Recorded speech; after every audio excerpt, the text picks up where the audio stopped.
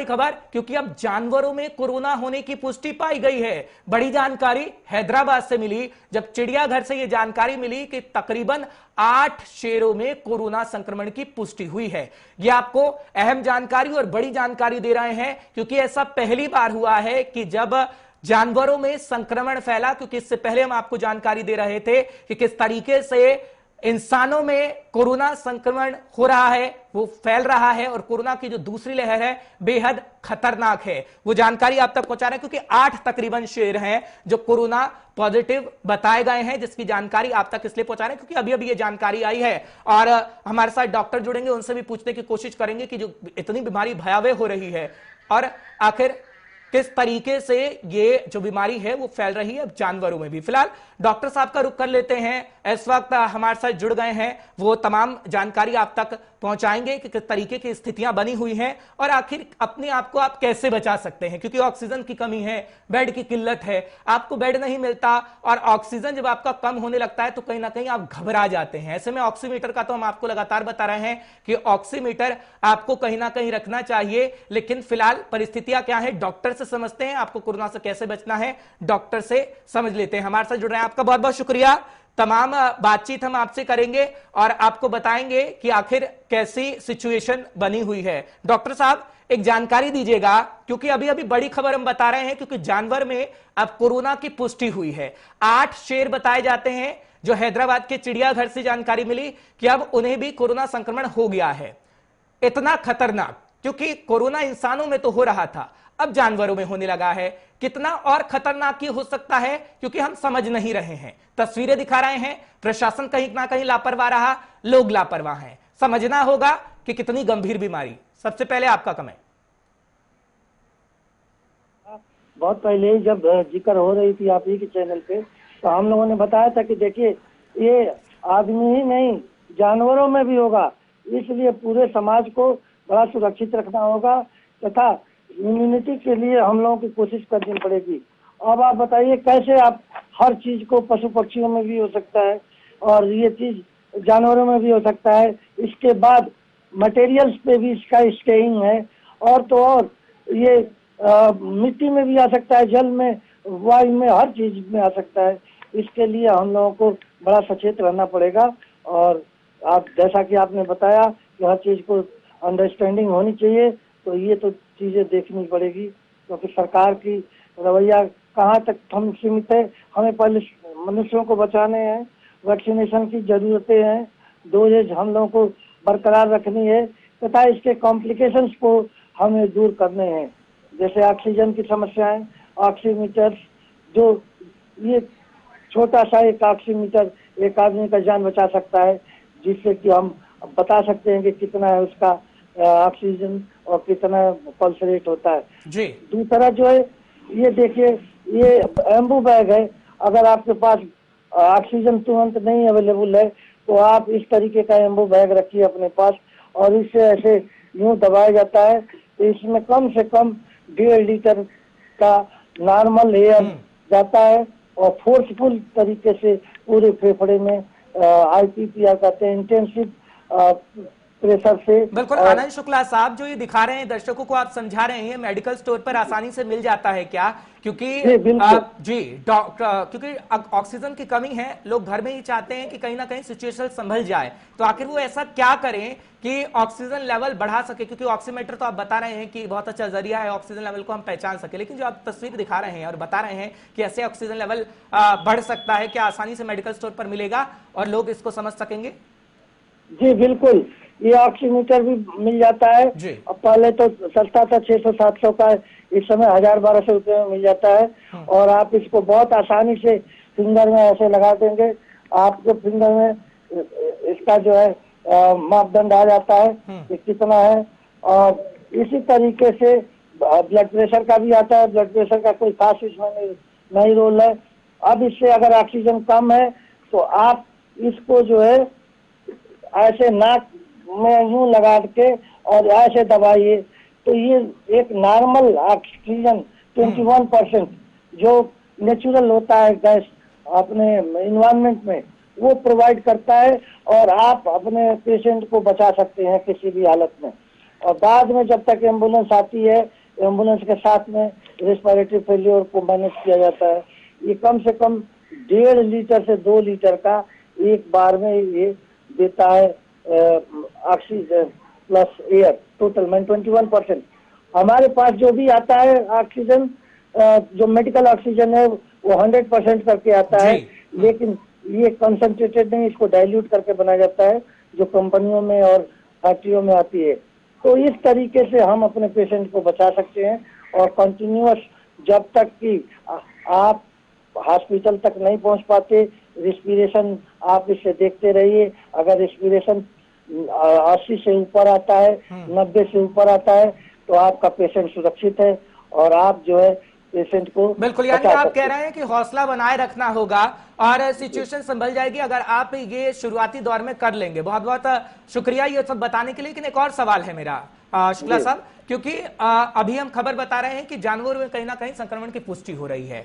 अब ऐसे जानवर भी होते हैं जो हम घरों में भी पालते हैं, उनके साथ रहते हैं, प्यार बड़ा होता है और साथ में ही रहते हैं, तो क्या उनमें जानवरों में भी संक्रमण का खतरा हो सकता है? क्योंकि इंसानों में तो है ही, अब जिस तरीके से जानवरों में संक्रमण की पुष्टि हो रही है, तो क्या ये खतरनाक हो सकता है? हाँ, हम ये कह रहे हैं कि हम पैनिक नहीं कर रहे, लेकिन समझाना चाह रहे हैं कि लोग के घर में अगर कोई पालतू जानवर है तो उससे कैसे संक्रमित ना किया जाए और कैसे बचा जाए। बिल्कुल आपने सही कहा, क्योंकि रेबीज जो है वो पालतू जानवर में ही होता था पहले और उसको इंजेक्शन लगाया जाता था। इसके पहले टेटनस जो है घोड़ों में होता था, तो उनको इंजेक्शन लगाया जाता था। टेटनस का आविष्कार भी घोड़ों की फीसेस से हुआ, माने उसके लीद से, घोड़ों की लीद से।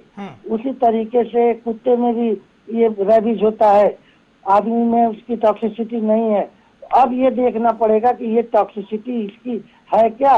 जैसे शेर बीमार हो गए या शेरों की मौतें तो नहीं हो रही हैं, तो इसको रोका जा सकता है। और यही वैक्सीनेशन जो आदमी को लगता है, यही वैक्सीन उनको भी लगाना पड़ेगा, जानवरों को भी, क्योंकि वैक्सीन सेम होता है आदमी में और जानवरों में, बस डोज का अंतर होता है, क्योंकि उन लोगों का वेट ज्यादा होता है। बिल्कुल, चलिए ठीक है, मैं आपके पास लौटूंगा, आप स्क्रीन पर हैं, बने रहिएगा।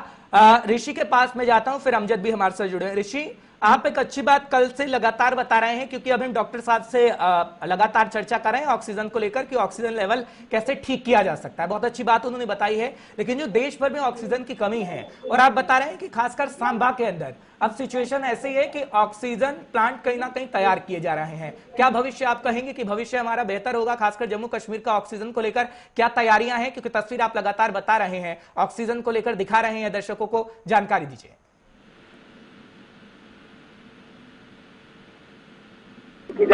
लगातार कोविड पेशेंट जो लगातार अपनी जान गंवाते हुए नजर आ रहे हैं, जिनको सांस लेने में काफी ज्यादा दिक्कत है। लेकिन इसी बीच जम्मू कश्मीर यूटी के सांबा जिला से ये कल से अच्छी खबर जो है वो सामने आ रही है कि जिला सांबा में इस समय 8 ऑक्सीजन जनरेशन प्लांट जो वो सुचारू रूप से चल रहे हैं, जिसमें से 6 जो है वो प्राइवेट सेक्टर में है और 2 ऑक्सीजन जनरेशन प्लांट जो वो सरकारी अस्पतालों में है। जिसका आपको बताएं तो एक जो जिला अस्पताल सांबा में ऑक्सीजन जनरेशन प्लांट जो वो लगाया जा रहा है, उसे आज शाम को ही किसी भी हद में फंक्शन करना है, जिसकी जानकारी डीसी सांबा अनुराधा गुप्ता जी ने भी दे दी है। और एक बड़ी ब्राह्मणा इलाके में जो वो ऑक्सीजन जनरेशन प्लांट चलाया जा रहा है, यानी इस समय पूरे जम्मू कश्मीर यूटी को जिला सांबा फीड कर रहा है। ऑक्सीजन की सप्लाई जो वो सुचारू रूप से बनाने का पूरा प्रयास किया जा रहा है, जिसको लेकर प्रशासन ने टास्क फोर्स भी एक तैयार की है, जो पूरा सुनिश्चित करेगी कि हर एक अस्पताल में उनका जो एलोकेटेड कोटा है ऑक्सीजन का वो उनको मिलता रहे। और यहाँ जो ऑक्सीजन जनरेशन प्लांट जिला सांबा अस्पताल में लगाया गया है, उसकी कैपेसिटी भी मैं आपको बता दूं, 1000 एलपीएम की कैपेसिटी का ये प्लांट यहाँ पर लगाया गया है। यहाँ 70 बेड्स को जो सप्लाई दी जाएगी। लेकिन बाहर से भी अगर कोई पेशेंट आते हैं इस पूरे पैंडेमिक में, इस पूरी इमरजेंसी के दौरान, जिनको सांस लेने में दिक्कत आएगी, तो उनको भी यहाँ पर पूरा ऑक्सीजन जो वो मुहैया करवाया जाएगा। और कहीं ना कहीं आपको मैं बता दूं कि अगर हमने इन सारे हालातों से निपटना है तो कहीं ना कहीं ये प्रयास जो वो करना काफी ज्यादा जरूरी है, जिसको लेकर प्रशासन। ठीक है ऋषि, आप बने रहिएगा, मैं आऊंगा, लौटूंगा आपके पास, स्थिति बताऊंगा दर्शकों को और कैसी है। फिलहाल अमजद का रुख करते हैं, डॉक्टर साहब भी लगातार बने हुए। अमजद, तस्वीर आप लगातार दिखा रहे हैं, कल लॉकडाउन की तस्वीरें आपने भेजी, कहीं ना कहीं पिछले साल हम देख रहे थे कि स्थिति कैसी थी। हर जब 5 कदम पर जाते थे, 10 कदम पर जाते थे तो बैरिकेड नजर आते थे। लेकिन कल जो तस्वीरें सामने आई, आप यूं कह लीजिए कि प्रशासन की शायद लापरवाही थी कि जब आगे चले 10 कदम चले और 12 कदम चले हमारे साथी अरशाद, तो वहां पर बैरिकेड नहीं थी। हाँ, प्रशासनिक अमला था, वो बता रहा था कि लोग पालन नहीं कर रहे हैं, लोगों को समझना होगा, लेकिन जिम्मेदारी दोनों की बनती है ना। क्या स्थिति इस वक्त खासकर श्रीनगर की?